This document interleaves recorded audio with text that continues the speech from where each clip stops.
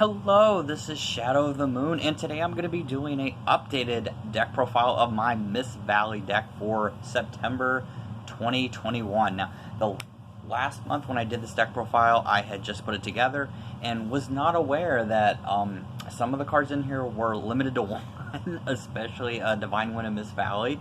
Did not know that was limited to one, so I went ahead, went back, recorrected it, and actually added a few extra deck cards that you are really going to like that spices up this deck. Alright, I am so excited to bring this deck profile to you because this is one of my personal favorites. Next to my Harpy deck, this was my second favorite actual Winged Beast deck. You guys know I love Winged Beast, I love the archetype. And this deck is a lot of fun because it focuses on the idea of bouncing back monsters, special summoning them, and using Divine Wind and Mist Valley to swarm the field from your deck. And also to be able to go up to against for your Synchro plays, and your Exceed plays, and your Link plays. Alright, so without any further ado, let's go ahead and dive straight on into it. Haha!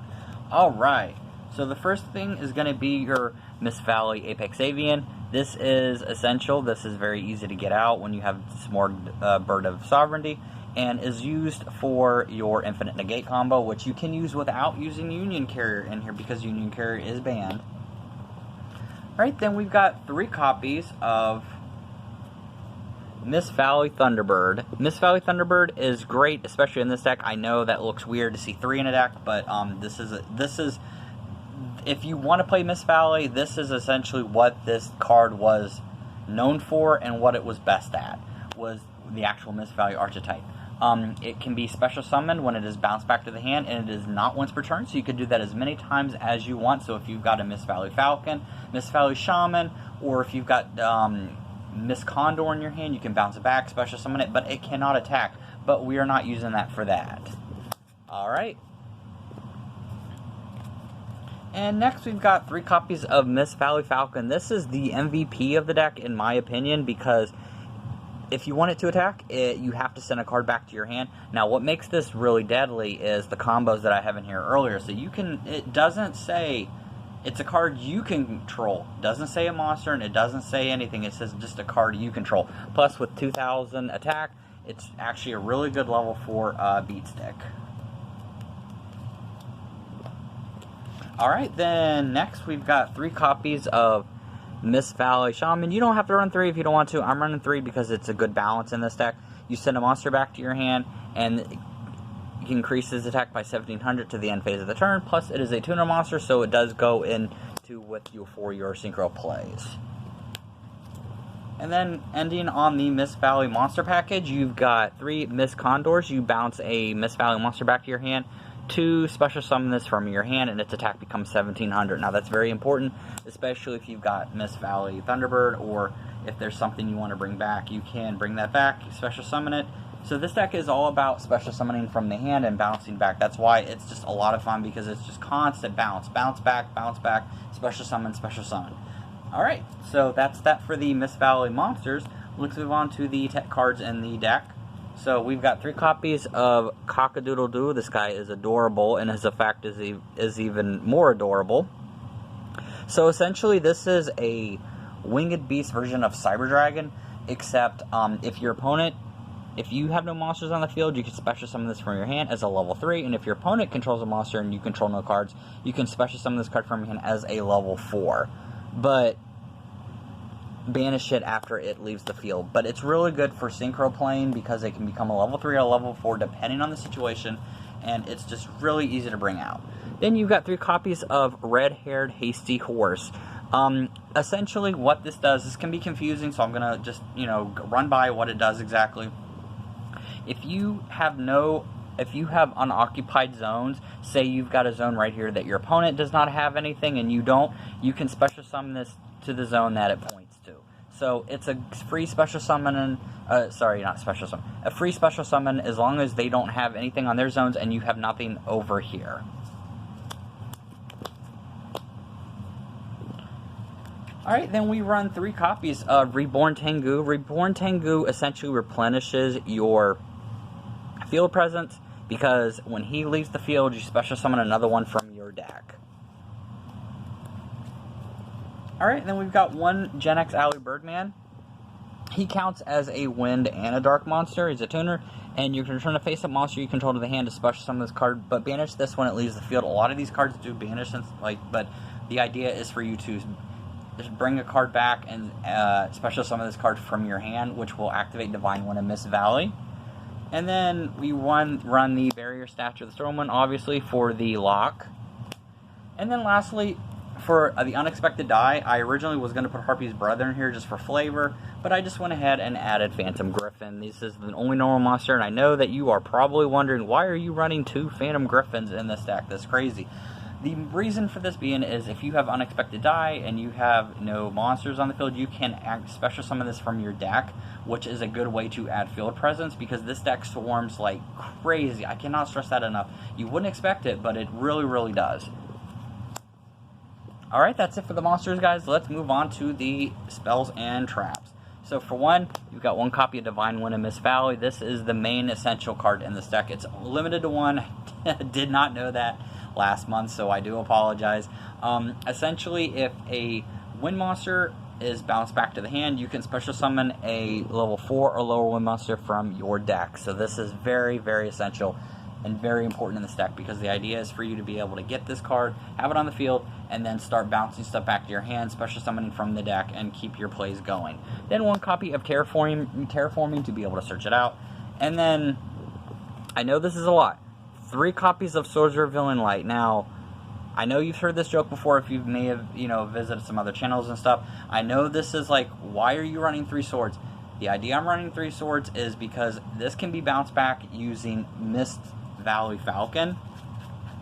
So if you've got this guy on the field, you can bounce this back, and essentially this is an infinite swords. If you have what you need and your opponent doesn't have anything, this can be an infinite swords to basically where your opponent cannot play the game. As long as they don't destroy it, which, I mean, obviously that's going to be very annoying. They're probably going to end up destroying it. And then 3 copies of Big Bang Shot. Now, this is the main reason why I also would have Mist Valley Falcon in here. Okay, essentially, Mist Valley Falcon says in the card text that send 1 card you control back to the hand. So say you've got Mist Valley Falcon, and you give your opponent this lovely, lovely, generous gift. Okay, you've got 400 attack, right?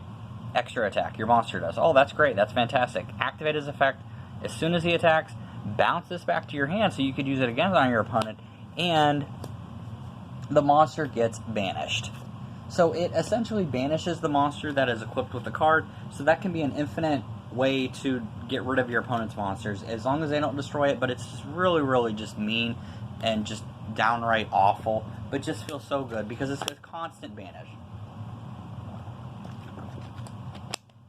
Alright, so next we have 3 copies of Unexpected Die. This is why I'm running the Griffins, because it's a good way to get Griffin out on the field to set up for your plays.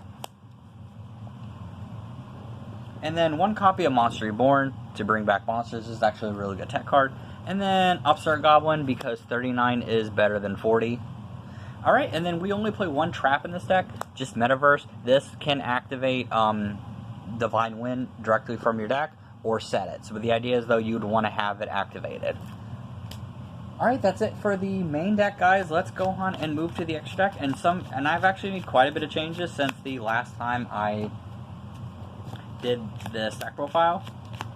Let me go ahead and get it.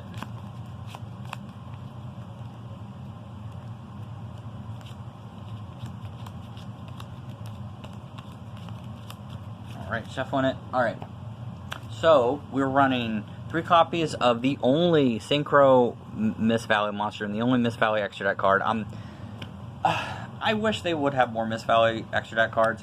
This wasn't a very popular archetype, even though I love the lore behind it. It came out in Dual Terminal, and I just love the lore. I love the archetype as a whole. But sadly, other than this and Mistworm, there probably will never be another Mist Valley like extra deck monster, but that's okay. This has the same effect as Mist Valley Falcon, except you don't have to attack in order for you to activate its effect. And it can also increase his attack up to 3100 when you activate his effect. So it's a really good little fun tech card in here, and it does work with the deck quite well. And then Vermilion Tech, since you do run tuners and stuff in here, Vermilion Tech can banish a tuner to destroy a card on the field. Draco Berserker of the Tenyi, this is a really good Omni negate if you don't run Savage Dragon. Another negate I have is F.A. Dawn Dragster. This can negate spell cards or trap cards once per turn. And then Ice Beast Zerophine can negate all face-up monster effects and increase the attack by 300 for each face-up monster. Castel, which can bounce back monsters. Lightning Chidori, which destroys set cards. And then lastly, for the Exceed monsters, number 82 Heartland Draco. This is a really good card because this is a nice tech card. They can attack it, and it can attack directly. So when you control a face-up spell card, so the idea is to have a face-up Divine Wind and Mist Valley on the field. This card cannot be targeted for attacks, and then once per turn, you can detach to have this card attack your opponent directly, but no other monsters can attack. But it's a good way, so it's kind of like a mini Harpy's Pet Phantasmal Dragon. And then for the links, 2 Great Flies just to give those wind monsters an extra little power boost. White Nightmare Unicorn to draw and to bounce back cards on the field. 1 Nightmare Unicorn to destroy spells and traps. And then lastly, the big boy is Smorg Bird of Sovereignty. This is what's going to be used to set up for your barrier staff to the Stormwinds, and is also a very good link card for this deck. Alright, so that's it for this deck profile. I hope you guys enjoyed it. I may not be doing another deck profile on this because honestly there's really no way for you to update this deck. It's pretty much updated as is, and it's just a really fun deck. I love Mist Valleys. I wasn't really big into Dragoonides at the time, but I just love the Mist Valley archetype, so I'm just really glad because to have this deck updated fully and to be able to show it off, because originally it was a Harpy Valley, then it was a Gen X Valley, and now it is just finally, once again, it is a pure Mist Valley deck, which is, in my opinion, the way that it should be. Alright, so that's it for this deck profile. Hope you guys enjoyed, and with that, see you guys next time.